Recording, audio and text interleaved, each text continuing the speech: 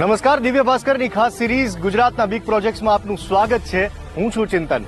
આજે વાત કરવાની છે ગુજરાતના સ્માર્ટ લોકો માટે બની રહેલા સ્માર્ટ શહેરની, જે વડાપ્રધાન નરેન્દ્ર મોદીનો પણ ડ્રીમ પ્રોજેક્ટ છે.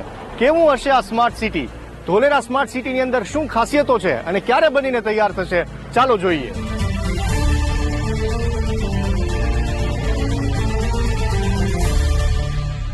સિંગાપોરને પણ ઝાંખું પાડી દે એવા સપનાઓ સાથે આકાર લઈ રહેલું શહેર 920 સ્ક્વેર કિલોમીટર એરિયામાં ફેલાયેલું હશે, જેમાં રેસિડેન્શિયલ, ઇન્ડસ્ટ્રીયલ અને કોમર્શિયલ એરિયા હશે.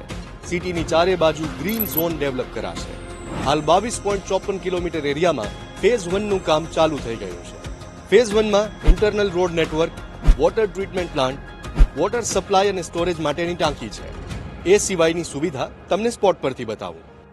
ધોલેરા સ્માર્ટ સિટીનું આ એ લોકેશન છે જ્યાં નજીકમાં જ 3 ફેસિલિટીઝ છે: હોસ્પિટલ, સ્કૂલ અને ફાયર સ્ટેશન. અહીંયા એક 200 બેડની મલ્ટી સ્પેશિયાલિટી હોસ્પિટલ પણ બનવા જઈ રહી છે, જેની અંદર આઈસીયુ અને જનરલ વોર્ડ પણ હશે. અહીંયા જે સ્કૂલ બનશે એની અંદર 12મા ધોરણ સુધીનું એજ્યુકેશન હશે.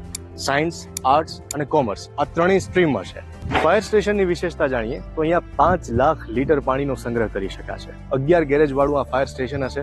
નજીકમાં જ અહીંયા સ્ટાફ ક્વાર્ટર છે, એટલે કોઈ પણ સમયે જો ઇમરજન્સીની ઘટના બને તો તાબડતોબ આખા સ્માર્ટ સિટી